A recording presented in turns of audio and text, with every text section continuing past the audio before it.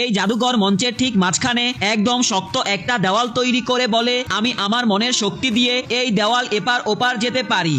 এরপরই মঞ্চটা পর্দা দিয়ে ঢেকে ফেলা হয়। পরের মুহূর্তে সবাই দেখে জাদুকর সত্যি দেওয়ালের ওপাশে চলে গেছে। দর্শকরা হতভম্ব হয়ে যায়। সবাই চায় সে আবার এই জাদুটা দেখা, তাই বাধ্য হয়ে তাকে আবার দেখাতে হয়। মঞ্চের পর্দা বন্ধ হওয়ার সঙ্গে সঙ্গে জাদুকর তার বন্ধুকে ইশারা করে। তখন তার বন্ধু একটা দড়ি টানে, সঙ্গে সঙ্গে মঞ্চে একটা ছোট্ট ছিদ্র খুলে যায়। এটাই ছিল দেওয়ালের এপার ওপার যাওয়ার আসল রহস্য।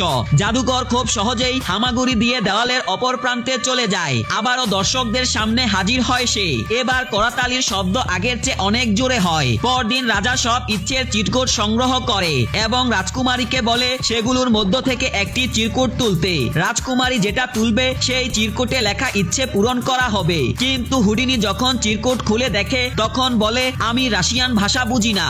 এ কথা শুনে সবাই হেসে উঠে। হুডিনি রানীর কাছে গিয়ে অনুরোধ করে যেন তিনি চিরকুটটা বাংলায় অনুবাদ করে দেয়। চিরকুটটা পড়ে রানী অবাক হয়ে যায়। তিনি বলে, এই ইচ্ছা পূরণ করা অসম্ভব। এখানে লেখা আছে মহলে থাকা ঘন্টা বাজাতে হবে, অথচ শতাব্দীর পর শতাব্দী ধরে ঘন্টা বাজে না। ঘন্টার দড়িটাও পচে নষ্ট হয়ে গেছে। কিন্তু হুডিনি রানীর কথা খুব একটা গুরুত্ব দেয় না। সে নিজের রুমাল বের করে তাতে একটা সাদা রেশমি ওড়না ঢুকায়। পরের মুহূর্তে সেই রুমাল থেকে একটা দড়ি বেরিয়ে আসে। তারপর সে রাজকুমারীকে কাছে ডেকে সেই দড়ি টান দিতে বলে। আর ঠিক তখনই পরের মুহূর্তে পুরো মহলে আবার ঘন্টা বেজে উঠে। আসলে হুডিনি ইচ্ছের চিরকুটটা নিজের লেখা চিরকুট দিয়ে বদলে ফেলে। তার চিরকুটে আগেই লেখা ছিল মহলের ঘন্টা বাজানোর ইচ্ছা। আর ঘন্টা বাজাতে পেরেছিল কারণ তার এক সঙ্গী আগে থেকেই পাশে একটি ভবনে স্নাইপার রাইফেল নিয়ে অপেক্ষা করছিল।